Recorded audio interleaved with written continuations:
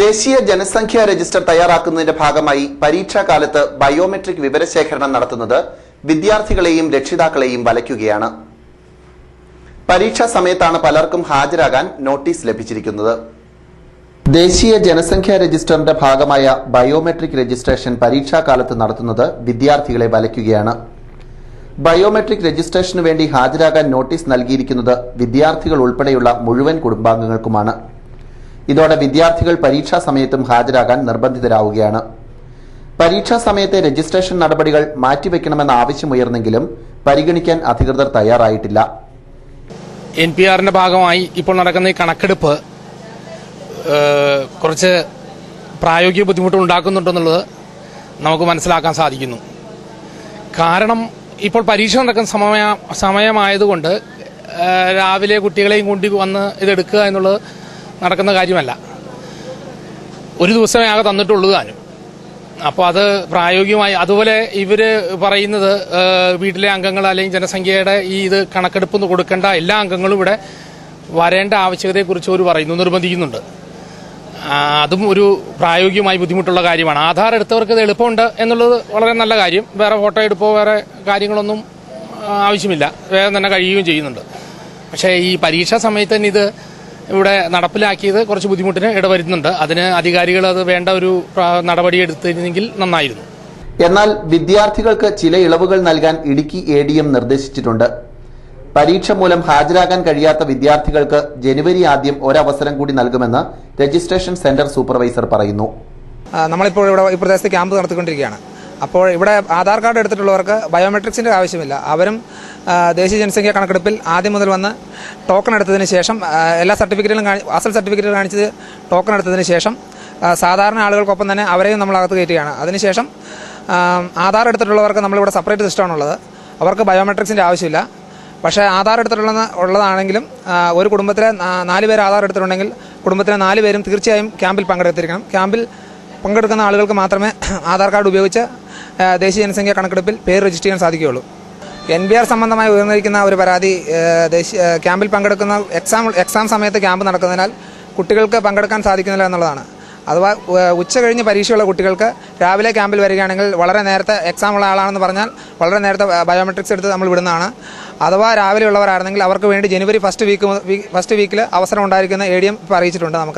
നമ്മൾ അറിയിച്ചിട്ടുണ്ട്. അതുപോലെ തന്നെ ഇപ്പോൾ ഏതെങ്കിലും കാരണവശാൽ ഇന്നത്തെ ക്യാമ്പ് ഇപ്പോൾ നടക്കുമ്പോൾ എടുക്കാൻ പറ്റാത്തവർക്കും ജനുവരി ഫസ്റ്റ് വീക്കിൽ അവസരം ഉണ്ടായിരിക്കും. ലീഗൽ മെട്രോളജി ടെക്നീഷ്യൻ സൊസൈറ്റി ആഭിമുഖ്യത്തിൽ ക്രിസ്മസ് ചന്ത ആരംഭിച്ചു.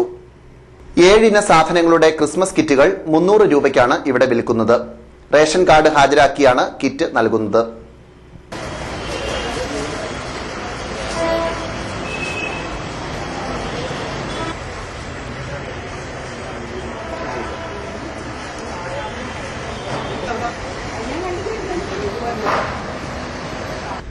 കേരള കോൺഗ്രസ് എം കരിങ്കുന്നം മണ്ഡലം കൺവെൻഷൻ നടത്തി. പാർട്ടി വർക്കിംഗ് ചെയർമാൻ മന്ത്രി PJ ജോസഫ് കൺവെൻഷൻ ഉദ്ഘാടനം ചെയ്തു. മുൻ MLA PC Joseph Madhav Gadgil report വിശദീകരിച്ചു. ഡോക്ടർ CV തോമസ് അധ്വാനവർഗ സിദ്ധാന്തം വിശദീകരിച്ചു. മുൻ MP ഫ്രാൻസിസ് ജോർജ് മുഖ്യപ്രഭാഷണം നടത്തി. മണ്ഡലം പ്രസിഡന്റ് ജോജി എടപ്പുറം അധ്യക്ഷനായിരുന്നു. കർഷകരെ ബാധിക്കുന്ന പ്രശ്നങ്ങളുണ്ട്, ഉടലെടുത്തുകൊണ്ടിരിക്കുകയാണ്. നാണ്യവിളകൾക്ക് ഉള്ള വിലയിൽ ഉദ്യോഗമുണ്ടെങ്കിൽ റബ്ബർ ഒരു നല്ല വിലയുണ്ടായിരുന്നു. എന്നാൽ അടുത്ത കാലത്തായി റബ്ബറിന്റെ വില താഴേക്ക് പോയിക്കൊണ്ടിരിക്കുകയാണ്. ഇതിനെതിരെ കർഷക യൂണിയൻ സമരം പ്രഖ്യാപിച്ചിരിക്കുന്നു. 18-ാം തീയതി റബ്ബർ ബോർഡ് ഓഫീസിന് മുമ്പിൽ കർഷക യൂണിയൻ സമരം നടത്തുന്നുണ്ട്. ഇത്തരം കാര്യങ്ങൾ പ്രതികരിക്കുവാൻ നമുക്ക് കഴിയേണ്ടിയിരിക്കുന്നു. അതുപോലെ തന്നെ കേരളത്തിന്റെ ബാധിക്കുന്ന പല വിഷയങ്ങളും ഏകത പോരായെന്ന അഭിപ്രായമുണ്ട്. നമ്മുടെ ഈ സംസ്ഥാനത്ത് നടപ്പാക്കേണ്ട ഒട്ടേറെ കാര്യങ്ങളെ സംബന്ധിച്ച് കേരള കോൺഗ്രസ് പാർട്ടി മുൻകാലത്ത് ചർച്ച ചെയ്തിട്ടുണ്ട്. ഇനിയിപ്പോ മാലിന്യ പ്രശ്നം വളരെ വലിയ വിഷയമായി കേരളം അഭിമുഖീകരിച്ചുകൊണ്ടിരിക്കുകയാണ്. അത് നഗരങ്ങളിലും പഞ്ചായത്തുകളിലും എല്ലാം വിഷയങ്ങളുണ്ട്. ആ പ്രശ്നം പരിഹരിക്കുവാൻ ഒറ്റക്കെട്ടായി മുന്നോട്ട് ചെല്ലിയിരിക്കുന്നു. പഞ്ചായത്ത് കമ്മിറ്റി ഈ വിഷയം വളരെ ഗൗരവമായിരിക്കണം. ഓരോ പഞ്ചായത്തിലും ഉള്ള മാലിന്യങ്ങൾ സംസ്കരിക്കാനുള്ള നടപടി ഉണ്ടാകണം.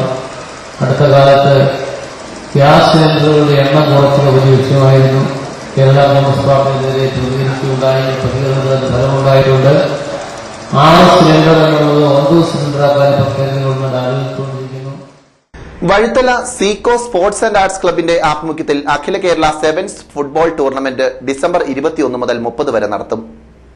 കേരളത്തിലെ മികച്ച 18 സെവൻസ് ടീമുകൾ മത്സരത്തിൽ പങ്കെടുക്കും. മുതലക്കോടം സെന്റ് ജോർജ് വോളിബോൾ ക്ലബിന്റെ ആഭിമുഖ്യത്തിൽ അഖില Kerala volleyball tournament Vengalloor Saint George flood സ്റ്റേഡിയത്തിൽ ആരംഭിച്ചു. ഇപ്പോൾ വിശിഷ്ട വ്യക്തികൾ വെങ്ങല്ലൂർ ടീമിനെ പരിചയപ്പെടുന്നു.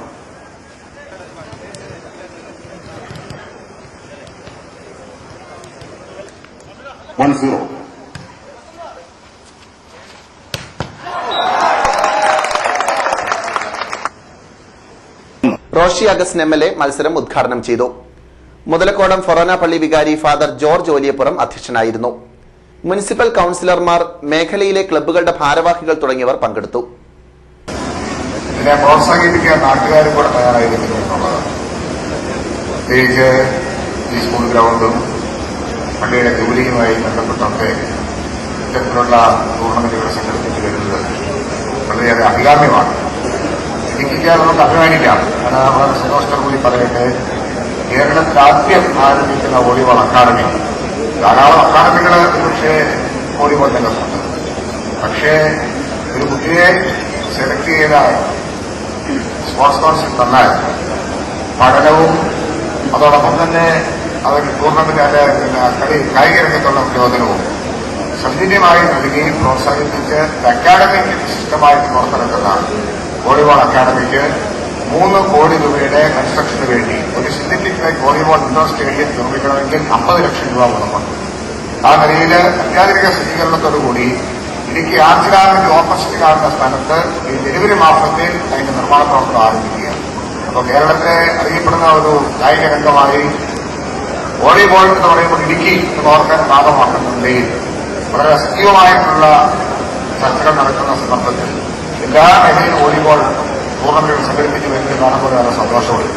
പ്രത്യേകിച്ച് ഇവിടെ ഏറെക്കാലമായി പ്രത്യേകിച്ച് ടൂർണമെന്റ് സംഘത്തിന്റെ നേതൃത്വത്തിൽ, പ്രത്യേകിച്ച് ക്ലബിന്റെ പേര് തന്നെ വോളിബോൾ ക്ലബ്ബെന്നാണ്. ആ നിലയിൽ അതിനോട് താല്പര്യവും അതിനോട് അനുഭവവും അനുകമ്പയും ഒക്കെ കാണിക്കുന്ന ആൾക്കാർ കൂടുതലായി വളർന്നുകൊണ്ട് അതിനെ പ്രോത്സാഹിപ്പിക്കുന്നു. സംഘത്തിന്റെ നേതൃത്വത്തെയും ഇതിന്റെ സഹപ്രവർത്തകർക്ക് പ്രത്യേകമായി അഭിനന്ദിച്ചുകൊണ്ട് വളരെയേറെ സമയം ജനങ്ങൾ കാത്തിരിക്കുകയും ഇത് കാണാനായിട്ട്. നിർമ്മാണ മേഖലയിലെ ജോലികൾ കൺസ്ട്രക്ഷൻ കോർപ്പറേഷനും ലേബർ കോൺട്രാക്ട് സഹകരണ സംഘങ്ങളും കുത്തക കമ്പനികളും കൈയടക്കുന്നത് മൂലം കേരളത്തിലെ ചെറുകിട ഇടത്തരം കരാറുകാർ ജോലിയില്ലാത്തവരാവുകയാണെന്ന് കേരള ഗവൺമെന്റ് കോൺട്രാക്ടേഴ്സ് അസോസിയേഷൻ. കുത്തകകളെ സഹായിക്കുന്നതിന് വേണ്ടി അനാവശ്യ വ്യവസ്ഥകൾ ഏർപ്പെടുത്തുകയാണ്. ഇതുമൂലം ചെറുകിടക്കാർക്ക് പണിയില്ലാതാവുകയാണ്. കരാറുകാരുടെ തൊഴിൽ അവകാശം സംരക്ഷിക്കുന്നതിന് ടെൻഡർ നടപടികളിൽ മാറ്റം വരുത്തണമെന്ന് ആവശ്യപ്പെട്ട് ജനുവരി 16 തിരുവനന്തപുരത്ത് സർവകക്ഷി സമ്മേളനം വിളിക്കും. മണലിന്റെ വിപണനം സർക്കാർ നേരിട്ട് നടത്തിയാൽ 1000 കോടി രൂപയെങ്കിലും ലാഭിക്കാമെന്ന് അവർ പറഞ്ഞു. സംസ്ഥാന പ്രസിഡന്റ് വർഗീസ് കന്നമ്പള്ളി, ജില്ലാ പ്രസിഡന്റ് ബോബൻ ജോൺ എന്നിവർ വാർത്താ സമ്മേളനത്തിൽ പങ്കെടുത്തു. ഒന്ന്, നിർമ്മാണ മേഖലയിൽ വലിയൊരു നിർമ്മാണ രീതികളിലൊക്കെ വലിയ മാറ്റം വന്നുകൊണ്ടിരിക്കുകയാണ്. അപ്പോൾ അവിടെ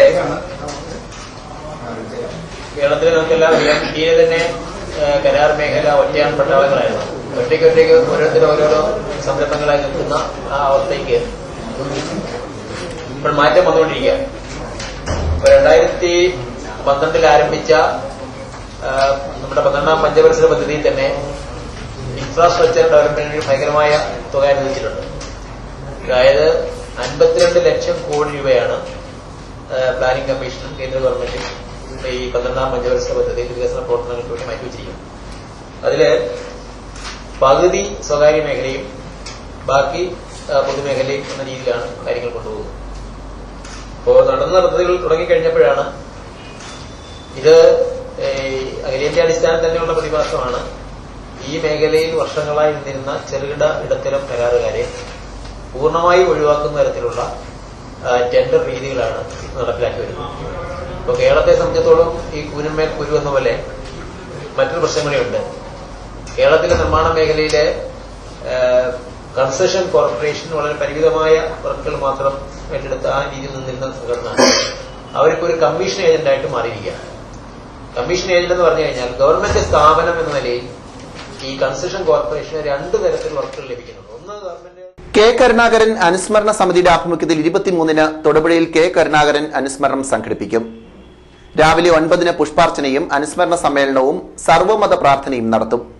മന്ത്രി PJ ജോസഫ് പരിപാടി ഉദ്ഘാടനം ചെയ്യുമെന്ന് അനുസ്മരണ സമിതി ജനറൽ കൺവീനർ സാബു വടശ്ശേരിൽ വാർത്താസമ്മേളനത്തിൽ പറഞ്ഞു. നമ്മുടെ പഴയ ബസ് സ്റ്റാൻഡിൽ അനുസ്മരണ സമിതിയുടെ പഴയ ബസ് സ്റ്റാൻഡിൽ തയ്യാറാക്കി 10 രാവിലെ 9 മണിക്ക് പുഷ്പാർച്ചനയും അതിനുശേഷം അനുസ്മരണ സമ്മേളനം ശ്രീ PJ ജോസഫ് ജലസേചന വകുപ്പ് മന്ത്രി ഉദ്ഘാടനം ചെയ്യും.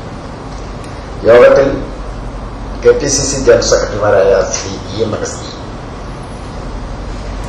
ജോസഫ് ആർട്ട് MLA, DCCയുടെ പ്രസിഡന്റ് ശ്രീ റോയി കെ പൗലോസ്,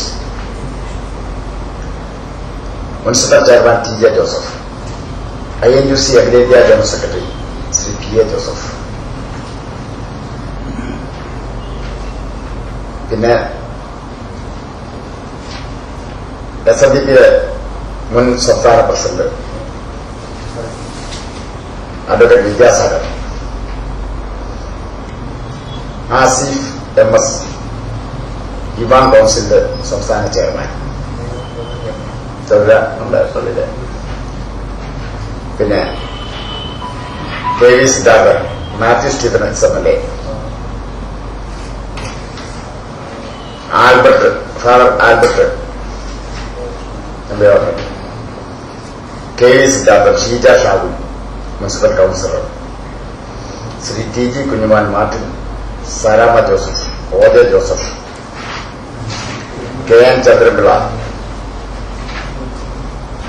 ഹാരിസ്, ഫിലിപ്പ് തോമസ്, ബെന്നി പോൾ, സണ്ണി പുത്തമ്പറമ്പിൽ, അജയ് കളത്തിക്കുന്നൻ, ഷാഹുൽ ഹമീദ്. ഇതോടെ വാർത്താ ബുള്ളറ്റിൻ സമാപിക്കുന്നു. നമസ്കാരം.